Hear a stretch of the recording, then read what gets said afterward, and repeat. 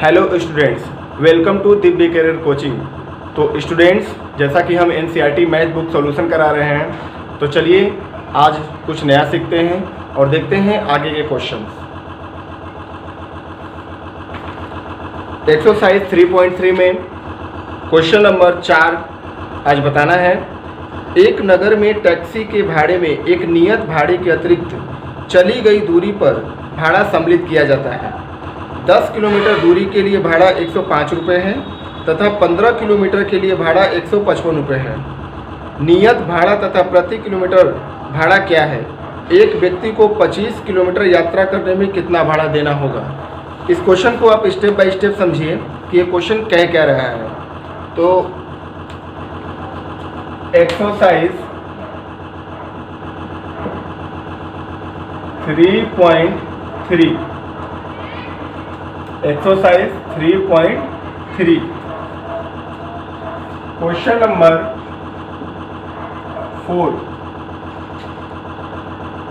एक नगर में टैक्सी के भाड़े में एक नियत भाड़े के अतिरिक्त चली गई दूरी पर भाड़ा सम्मिलित किया जाता है। यानी एक नगर में टैक्सी चलता है, उस टैक्सी को चलने के क्रम में एक उस टैक्सी का नियत भाड़ा है, वो नियत भाड़ा तो लेगा ही लेगा, प्लस एक अतिरिक्त अगर आप चलते हैं उसके अतिरिक्त तो आपका अतिरिक्त किराया भी लेगा। तो 10 किलोमीटर दूरी के लिए भाड़ा 105 रुपये है। अगर 10 किलोमीटर आप जाते हैं तो भाड़ा आपका 105 रुपये है तथा 15 किलोमीटर के लिए भाड़ा 155 रुपये है। ये अतिरिक्त है। नियत भाड़ा तथा प्रति किलोमीटर भाड़ा क्या है? तो जो पूछ रहा है पहले आप उसी को मान लीजिए। तो माना टैक्सी का नियत भाड़ा, सवाल नंबर तीसरा का चौथा है, माना टैक्सी का नियत भाड़ा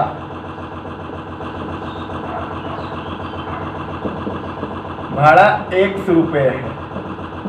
ये हमने मान लिया कि माना टैक्सी का नियत भाड़ा 100 रुपये है तथा प्रति किलोमीटर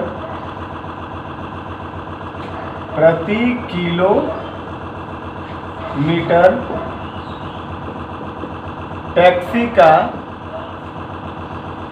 अतिरिक्त किराया, चाहे अतिरिक्त भाड़ा,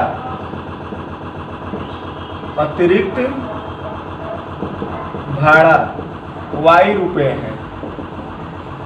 सबसे पहले मैंने टैक्सी का नियत भाड़ा मान लिया 100 रुपये और प्रति किलोमीटर टैक्सी का अतिरिक्त भाड़ा Y रुपये है, क्योंकि हमसे सवाल यही पूछा था कि नियत भाड़ा तथा प्रति किलोमीटर भाड़ा क्या है। तो नियत भाड़ा 100 रुपये और प्रति किलोमीटर टैक्सी का अतिरिक्त भाड़ा Y रुपये है। प्रश्न से चलते हैं। प्रश्न से केस 1। प्रश्न से केस 1 क्या कह रहा है कि 10 किलोमीटर दूरी के लिए भाड़ा 105 रुपये है, अतिरिक्त भाड़ा है। तो नियत भाड़ा तो वो लेगा ही लेगा, प्लस पहले उसका जो नियत फिक्स भाड़ा है वो लेगा ही लेगा x, और प्लस 10 किलोमीटर के लिए भाड़ा 105 रुपये है। तो 10 किलोमीटर चल रहा है अतिरिक्त, यानी 10y, यानी 1 किलोमीटर जा रहा है y रुपये में, तो 10 किलोमीटर जाएगा कितने रुपए में? 10y में। दोनों मिलाकर उसको देना पड़ रहा है 105 रुपये। ये समीकरण नंबर हमारा 1 हो गया। तथा 15 किलोमीटर के लिए भाड़ा 155 रुपये है। तो केस 2, इसका केस 2 बनेगा, नियत भाड़ा वो लेगा ही लेगा, प्लस 15 किलोमीटर के लिए जा रहा है तो 15 किलोमीटर के लिए 15y हो जाएगा। ये आपका जा रहा है 15 किलोमीटर के लिए भाड़ा उसका 155 रुपये है, 155 रुपये। समीकरण नंबर 2 मैं पूरा समझा देता हूँ कि नियत भाड़ा तो लेगा ही लेगा जिसका उसका फिक्स है, प्लस 15 किलोमीटर 10 किलोमीटर पहले गया तो 10 किलोमीटर का जो उसका भाड़ा है 105 रुपये। तो नियत भाड़ा प्लस 10 किलोमीटर के लिए भाड़ा 105 रुपये। उसी प्रकार केस 2 में नियत भाड़ा और प्लस 15 किलोमीटर के लिए भाड़ा उसका है 155 रुपये। तो ये दो समीकरण हमारे पास बनेंगे। तो अब कह रहा है कि नियत भाड़ा प्रति किलोमीटर भाड़ा क्या है। तो अब ये सवाल हमारा बिल्कुल आसानी से बन जाएगा। आप इसको, जैसा कि सवाल कह रहा था कि प्रतिस्थापन विधि से हल करने के लिए, तो समीकरण युग्म तो हमने बना लिया और इसको प्रतिस्थापन विधि से हल करना शुरू करते हैं। तो स्टूडेंट्स बिल्कुल ध्यान से देखिए कि किस प्रकार से सवाल बनेंगे। तो प्रतिस्थापन विधि में मैंने आपको बताया था कि या तो आप समीकरण 1 से x या y का मान निकालकर समीकरण 2 में रख दीजिए, या फिर समीकरण 2 से x या y का मान निकालकर समीकरण 1 में रख दीजिए। तो आपका ये प्रतिस्थापन विधि होता है। तो चलिए मैं समीकरण 1 से चलता हूँ। तो समीकरण 1 से, समीकरण 1 क्या है, x प्लस 10y बराबर 105, x प्लस 10y बराबर 105 समीकरण 1 है। तो x बराबर हो जाएगा 105 माइनस 10y, प्लस को आप इस साइड ले जाइएगा तो माइनस में हो जाएगा। तो x बराबर हो जाएगा, तो x बराबर 105 माइनस 10y। तो इसको आप समीकरण नंबर 3 मान सकते हैं। अब यहाँ से हमने x का मान निकाल लिया, x का मान आया 105 माइनस 10y। अब इस x के मान को समीकरण 2 में रखने पर, तो x का मान समीकरण 2 में पुट करेंगे, x का मान समीकरण 2 में रखने पर, तो x का मान समीकरण 2 में रखेंगे तो समीकरण 2 हमारा है x प्लस 15y बराबर 155, x प्लस 15y बराबर 155। तो यहाँ पे x के जगह पर लिखेंगे 105 माइनस 10y, ये x यहाँ पे आ गया 105 माइनस 10y, और प्लस 15y बराबर है 155। ध्यान से देखिए, x की जगह पे मैंने रख दिया 105 माइनस 10y और प्लस 15y, ऐसे उतर गया और बराबर 155। इसको सोल्व करेंगे तो आएगा 105 माइनस 105। अब यहाँ पे देखिए ये माइनस 10y है प्लस 15y है, तो 15 में से 10 जाएगा, यहाँ पे बचेगा प्लस 5y। तो 105 प्लस 5y बराबर हो जाएगा 155। ये प्लस 105 में बराबर के उस साइड ले जाइए तो हो जाएगा 5y बराबर 155 माइनस 105। तो हो जाएगा 5y बराबर 155 में से 105 को माइनस करेंगे तो 5 में से 5 गया, 0 बचेगा, 5 में से 0 गया 5, यानी 50 बचेगा आपका। 1 से गया कट जाएगा, 50 बचेगा। तो आप ऐसे करा सकते हैं 5 कम 5, 5 दहा में 50। तो y का मान हमारा यहाँ पे आ गया 10, यानी अतिरिक्त भाड़ा जो y रुपये माने थे, इसका मतलब टैक्सी का अतिरिक्त भाड़ा 10 रुपये है। अब इस y के मान को आप समीकरण 3 या समीकरण 1 या समीकरण 2 किसी में भी रख सकते हैं। चलिए मैं इसी में रख देता हूँ। तो y का मान समीकरण 3 में रखने पर, तो समीकरण 3 हमारा है x बराबर 105 माइनस 10y। तो हो जाएगा मेरा x बराबर 105 माइनस 10 गुणे y के जगह पे हम रखेंगे 10, तो y के पे 10 रख दिया। तो x बराबर हो जाएगा हमारा 105 माइनस 10 दहा में 100। तो x बराबर हो जाएगा 100। 105 में से 100 को जब माइनस कर देंगे तो हमारा आ जाएगा 5, यानी x का मान आया 5। इसका मतलब है कि नियत भाड़ा 5 रुपये है और अतिरिक्त भाड़ा कितने रुपए है, 10 रुपये है। अब सवाल के सबसे लास्ट में एक लाइन बोल रहा है कि एक व्यक्ति को 25 किलोमीटर यात्रा करने के लिए कितना भाड़ा देना होगा। तो एक व्यक्ति को 25 किलोमीटर यात्रा करना है, तो देखिए ध्यान से, एक व्यक्ति को 25 किलोमीटर की यात्रा करनी है।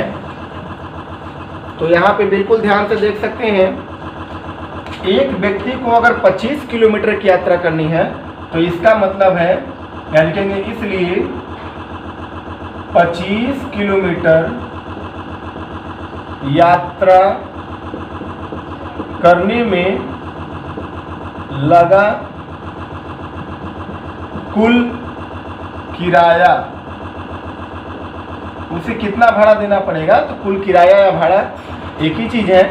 तो 25 किलोमीटर यात्रा करने में उसका कुल किराया कितना होगा? तो नियत किराया तो लेगा ही लेगा, नियत भाड़ा जो उसका लेगा ही लेगा, प्लस 25 किलोमीटर तो प्लस 25y। अब क्या करना है, इसमें x y का मान रख देंगे तो 25 किलोमीटर यात्रा करने में उसका कुल किराया निकल जाएगा।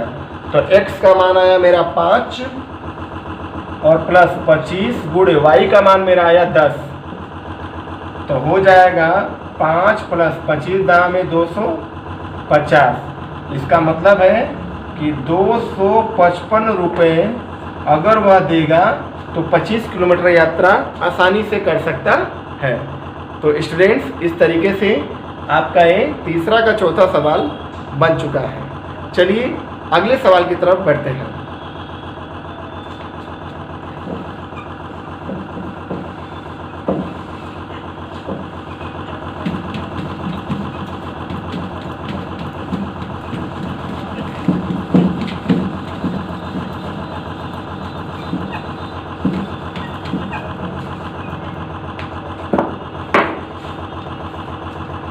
क्वेश्चन नंबर 5वां है, very easy and very simple question है, बहुत ही आसान और आप इसको आसानी से समझ सकते हैं।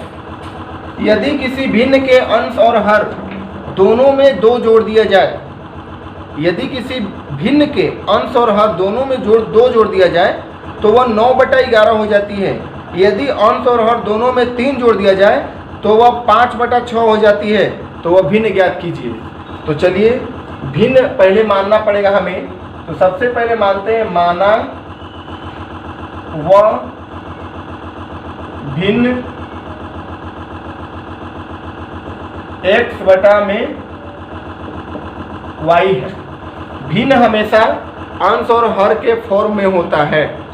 तो सबसे पहले मानेंगे, माना वह भिन्न x/y है। अब क्वेश्चन क्या कह रहा है कि यदि किसी भिन्न के अंश और हर, अंश में भी और हर में भी, ऊपर वाला अंश बोला जाता है और नीचे का मान हर बोला जाता है, ऊपर का अंश नीचे का हर। तो प्रश्न से चलते हैं अकॉर्डिंग टू क्वेश्चन। केस 1, तो केस 1 में चलेंगे। यदि किसी भिन्न के अंश और हर दोनों में दो जोड़ना है तो दोनों में 2 जोड़ दें। केस 1 में कि अंश में भी 2 जोड़ दिया और हर में भी हमने कितना जोड़ दिया? 2। तो 2 जोड़ दिया जाए तो वह 9/11 हो जाता है। तो वो भिन्न कितना हो जाता है? 9/11 हो जाता है। अब क्या करना है, इसको तिर्यक मल्टीप्लाई कर सकते हैं, तभी हमारे पास एक कोई समीकरण बन के आएगा। तो 11 का मल्टीप्लाई x+2 के साथ और 9 का मल्टीप्लाई y+2 के साथ। तो 11 गुणे x+2 बराबर 9 गुणे y+2। ध्यान से देखिए, 11 का गुणा इसके साथ और y+2 का गुणा इसके साथ मैंने किया हुआ है। 11 मल्टीप्लाई यानी 11 गुणे x+2 बराबर 9 गुणे y+2। तो अब इसको सीधा मल्टीप्लाई करिए। 11x + 11 दूना 22 बराबर 9y + 9 दूना 18 हो जाएगा। 9y को आप इस साइड ले जाइए और 22 को आप इस साइड ले जाइए, तो हो जाएगा 11x - 9y बराबर 18 माइनस हो जाएगा 22। 9y माइनस में 18 पहले से है, बराबर को साइड प्लस 22 आपको बराबर को साइड गया। तो अब हो जाएगा 11x - 9y बराबर 22 में से 18 जाएगा यानी -4 आएगा। ये समीकरण नंबर हमारा बन गया यहाँ पे 1, इक्वेशन नंबर हमारा 1 यहाँ पे तैयार हो गया। अब चलते हैं केस 2 में। केस 2, केस सेकेंड क्या कह रहा है, ध्यान से देखिए। केस सेकेंड कह रहा है, यदि अंश और हर दोनों में 3 जोड़ दिया जाए, अंश और हर दोनों में 3 जोड़ दिया जाए तो वह 5/6 हो जाती है। तो अंश में भी 3 जोड़ना है और हर में भी कितना जोड़ना है? 3। अंश और हर दोनों में 3 जोड़ दिया जाए तो ये हो जाएगा आपका 5 बटा में कितना 6, 5 बटा में 6 हो जाता है। तो भिन्न ज्ञात करना है, बहुत इजी सवाल है।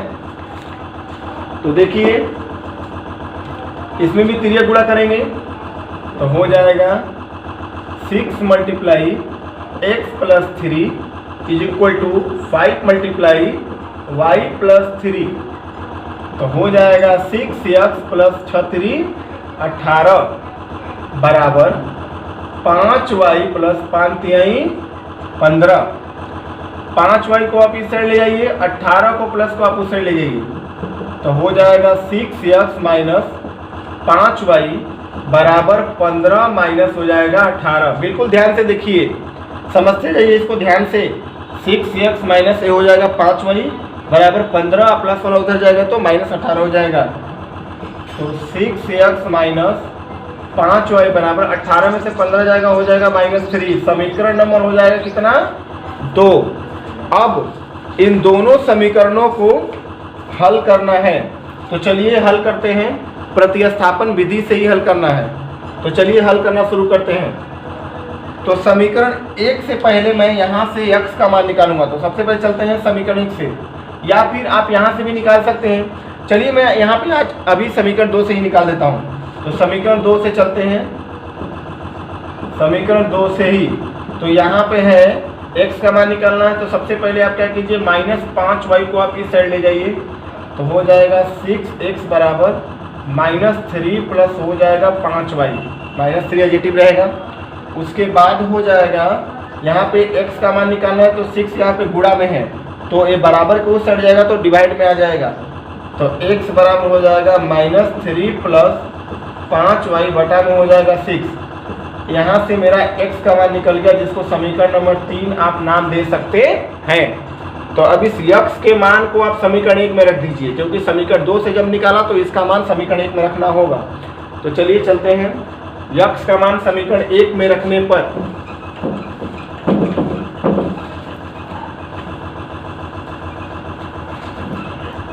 x का मान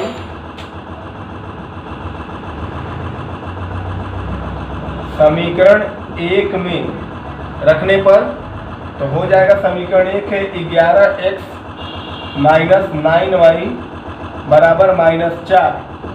हो जाएगा 11 गुणे x की जगह पर रखेंगे -3 प्लस 5y बटा में हो जाएगा 6 बराबर -9y बराबर हो जाएगा -4। बिल्कुल ध्यान से देखिए, क्योंकि x का मान मैं समीकरण 1 में रख रहा हूँ। ये हमारा समीकरण 1 है तो इस यहाँ से x का मान समीकरण 2 से निकाला था तो इस मान को समीकरण 1 में रख रहा हूँ। तो x यहाँ पे -3 प्लस 5y बटा में 6 रखा। चलिए आगे बनाते हैं। 11 यहाँ हो जाएगा, ऐसे से कटेगा नहीं, 11 यहाँ हो जाएगा -35 प्लस 11 5 हो जाएगा 55y बटा में हो जाएगा 6 -9y बराबर हो जाएगा -4। इसके बटा में 1 आप आसानी से लिख सकते हैं। तो 6 और 1 का एलसीएम जब निकालेंगे तो आएगा 6 से 6 कैंसिल हो जाएगा।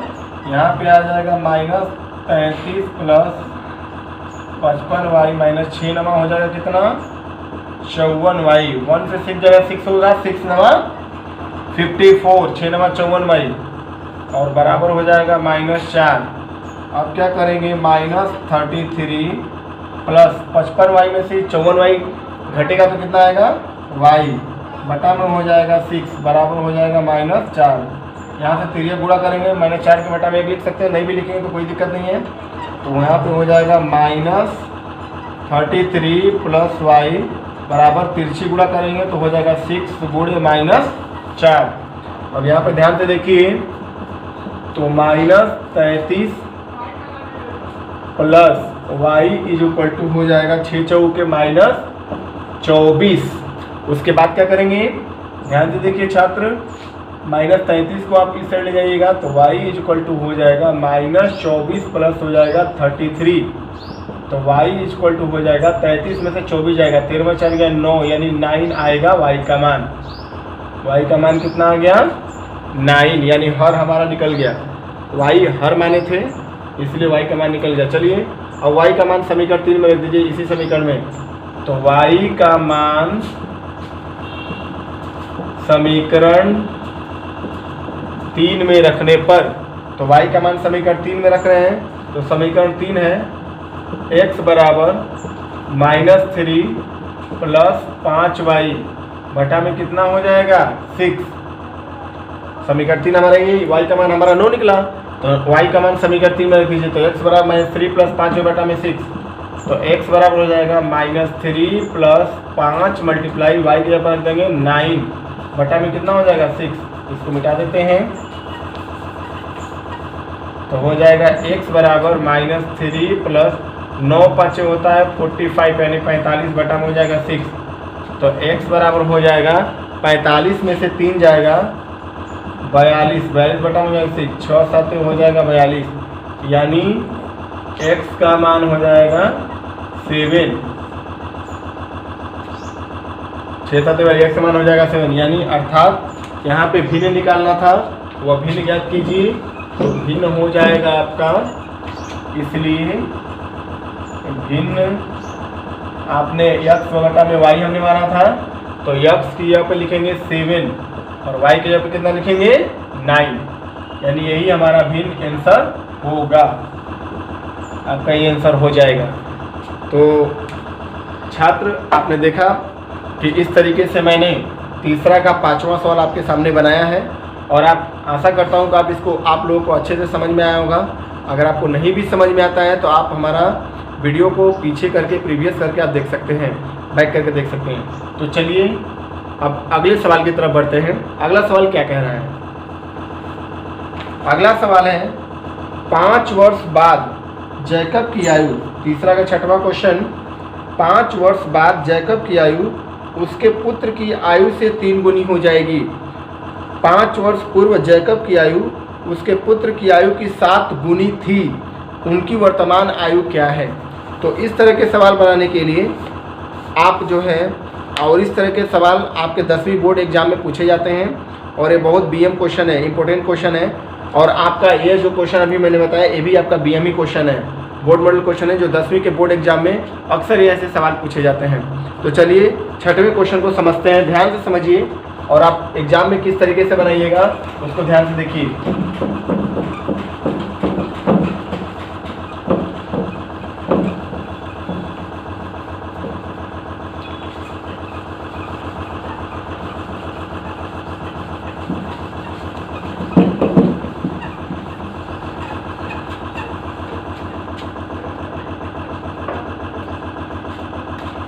तीसरा का 6वां प्रश्न, क्वेश्चन नंबर 3 का 6 नंबर का प्रश्न है। 5 वर्ष बाद जैकब की आयु उसके पुत्र की आयु की 3 गुनी हो जाएगी। तो सबसे पहले इस तरह के प्रश्न को आप वर्तमान में मानेंगे। तो सबसे पहले मानूंगा मैं, माना जैकब की वर्तमान आयु x वर्ष है। माना जैकब की वर्तमान आयु कितनी वर्ष है? x वर्ष है, और उसका पुत्र भी है। तो पुत्र की मानेंगे, पुत्र की वर्तमान आयु y वर्ष है। पुत्र की वर्तमान आयु कितने मानेंगे? y वर्ष है। अब प्रश्न से क्या कह रहा है, ध्यान से देखिए। प्रश्न से कह रहा है कि 5 वर्ष बाद जैकब की आयु, तो प्रश्न कह रहा है 5 वर्ष बाद, तो सबसे पहले 5 वर्ष बाद भी निकाल लीजिए इसकी आयु। तो लिखेंगे, इसलिए 5 वर्ष बाद, 5 वर्ष बाद जैकब की आयु, जैकब की आयु 5 वर्ष बाद निकाल रहे हैं, तो 5 वर्ष बाद में प्लस होता है। तो 5 वर्ष बाद जैकब की आयु कितनी हो जाएगी? वर्तमान में x वर्ष है, 5 वर्ष बाद कितनी हो जाएगी? x प्लस 5 वर्ष हो जाएगी आयु जैकब की। तो 5 वर्ष बाद जब इसकी आयु बढ़ा रहे हैं तो इसकी भी आयु बढ़ाएंगे, पुत्र की भी। तो पुत्र की आयु यानी 5 वर्ष बाद आप जो है लिखेंगे पुत्र की आयु। तो पुत्र की आयु भी आपका जो हो जाएगा y प्लस कितना हो जाएगा 5 वर्ष, क्योंकि पुत्र की आयु y वर्ष है, वर्तमान आयु 5 वर्ष बाद हो जाएगा y प्लस 5 वर्ष। अब प्रश्न देखिए केस 1, केस फर्स्ट क्या कह रहा है, केस 1 क्या कह रहा है आपका कि 5 वर्ष बाद जैकब की आयु, यानी 5 वर्ष बाद जो जैकब की आयु है x प्लस 5 वर्ष बाद जैकब की जो आयु है उसके पुत्र की आयु से 3 गुनी हो जाएगी, यानी उसकी पुत्र की आयु से, यानी उसकी पुत्र की आयु है y प्लस 5, इससे हो जाएगी इसकी 3y, यानी जैकब की जो आयु है वो जो जैकब की जो आयु है, उम्र है, उसके पुत्र की आयु की 3 गुनी हो जाएगी। यहाँ ध्यान देना, यानी पुत्र की आयु में कितने का मल्टीप्लाई करेंगे 3 का। सवाल को ध्यान से समझिए, पुत्र की आयु से 3 गुनी हो जाएगी, इसलिए पुत्र की आयु में 3 का मल्टीप्लाई करेंगे तो हो जाएगा x प्लस 5 बराबर हो जाएगा 3y प्लस 3 5 कितना हो जाएगा 15। अब क्या करेंगे, 3y को इस साइड ले जाएंगे, प्लस 5 को उस साइड ले जाएंगे, तो हो जाएगा x माइनस 3y बराबर 15 माइनस हो जाएगा 5, तो हो जाएगा x माइनस 3y बराबर 15 में से 5 जाए कितना बचेगा 10। इसको समीकरण नंबर क्या मान लेंगे 1। यहाँ से हमारा समीकरण नंबर 1 प्राप्त हो गया। चलिए अब आगे चलते हैं। अब क्वेश्चन कह रहा है 5 वर्ष पूर्व जैकब की आयु उसके पुत्र की आयु की 7 गुनी थी, तो 5 वर्ष पूर्व निकाल दीजिए। तो 5 वर्ष अगर मैं पूर्व निकालूंगा क्या लिखेंगे 5 वर्ष पूर्व। पूर्व का मतलब होता है पहले। 5 वर्ष, जैसे मान लीजिए हमारी उम्र 10 वर्ष है, तो 5 वर्ष पहले कितनी हो जाएगी 10 में से 5 घटा देंगे तो 5 वर्ष, यानी हमारे 5 वर्ष पूर्व हमारी उम्र कितनी थी 5 वर्ष। उसी प्रकार यहाँ पे 5 वर्ष पूर्व निकालेंगे जैकब की आयु, जैकब की आयु 5 वर्ष पूर्व, 5 वर्ष पूर्व जैकब की आयु कितनी हो जाएगी x माइनस 5 वर्ष। उसी प्रकार 5 वर्ष पूर्व, क्योंकि वर्तमान में तो x था, 5 वर्ष पूर्व x माइनस 5 वर्ष हो जाएगा। उसी प्रकार 5 वर्ष पूर्व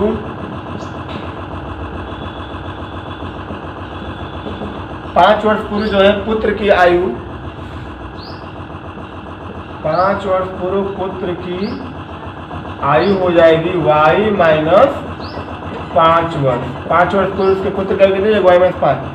केस क्या कह रहा है, केस कह रहा है इसका दूसरा कंडीशन कह रहा है कि 5 वर्ष पूर्व जैकब के उसके पुत्र की आयु की 7 गुनी थी, यानी जैकब की आयु, यानी प्रश्न से केस 2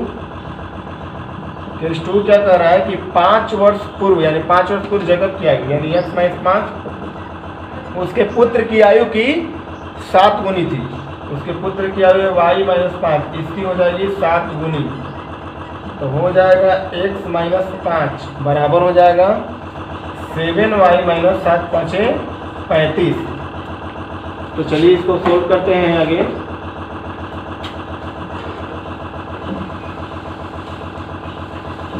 बिल्कुल ध्यान से देखिए,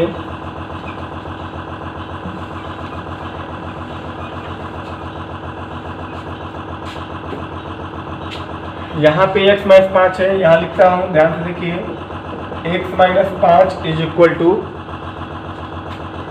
7 माइनस 35 है, तो 7y को इधर कर दीजिए, माइनस 5 को इधर कर दीजिए, तो हो जाएगा x माइनस 7y बराबर माइनस 35 प्लस हो जाएगा 5, माइनस और उस साइड जाएगा प्लस में, तो हो जाएगा x माइनस 7y बराबर माइनस 35 में 5 जाएगा, हो जाएगा माइनस 30।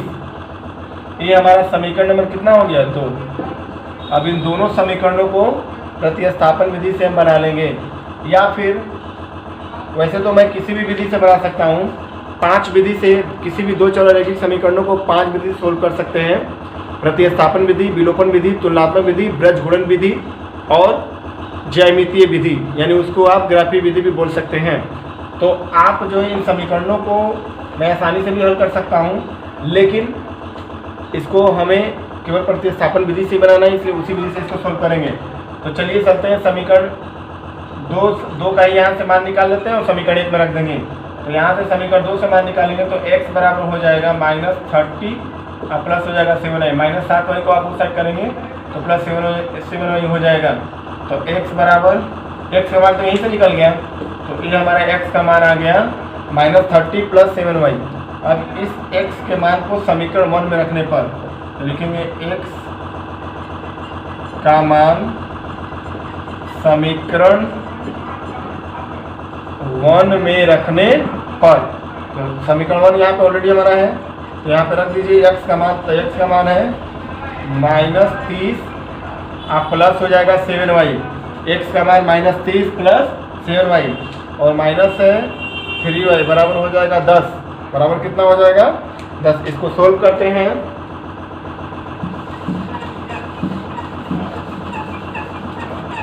चलिए इसको सोल्व करने पर प्राप्त होगा हमें -30 प्लस 7y में से 3 आ जाएगा तो प्लस 4y,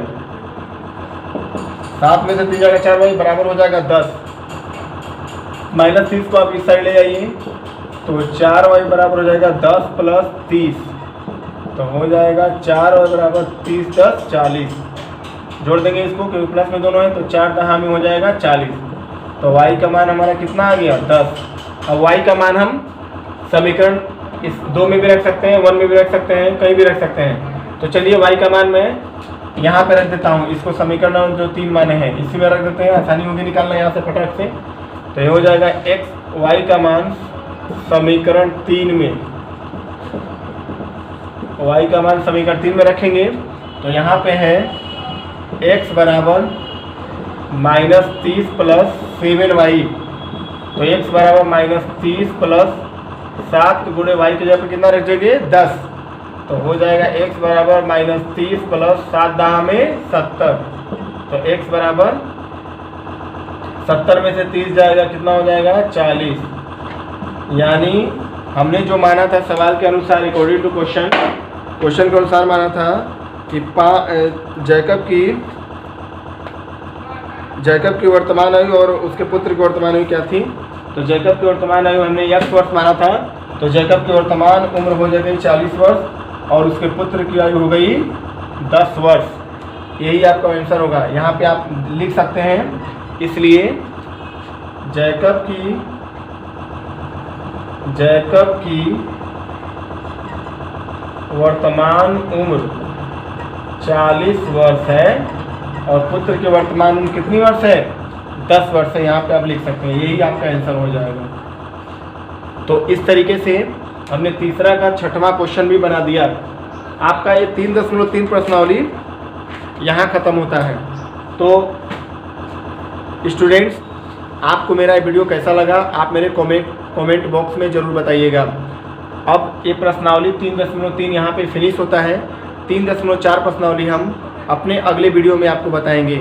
आप मेरे चैनल को लाइक, शेयर और सब्सक्राइब जरूर करें, ज़्यादा से ज़्यादा शेयर करें ताकि सभी छात्र छात्राएँ हमारे इस चैनल के द्वारा 10वीं की पढ़ाई कर सकते हैं करें। और ज़्यादा से ज़्यादा आप लोग इसको वीडियो को देखें और इसको शेयर भी करें। तब तक के लिए आपका बहुत बहुत धन्यवाद। यदि आपको ये वीडियो अच्छा लगा हो तो मेरे चैनल को लाइक, शेयर एंड सब्सक्राइब जरूर करें और हाँ, घंटी का बटन दबाना ना भूलें ताकि आपको नए अपडेट्स आपको मिलते रहेंगे। Thanks for watching.